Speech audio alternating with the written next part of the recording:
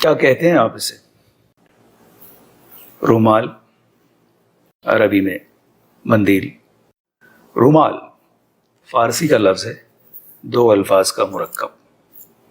رو مال، رو یعنی چہرہ، شکل، منہ، رخ، طرف۔ اسی رو سے روبرو، آمنے سامنے۔ رو سیاہ، کل موہا، رسوا، ذلیل۔ مال مصدر مالدن سے، معنی ہے ملنا۔ اسے ہمارے ہاں بعض لوگ دستی بھی کہتے ہیں۔ دست کے معنی ہاتھ فارسی میں۔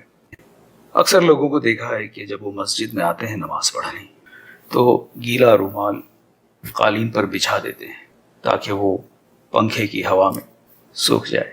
نماز کے ساتھ ساتھ یہ کام بھی ہوتا رہے۔ ایسا کرنا مناسب نہیں۔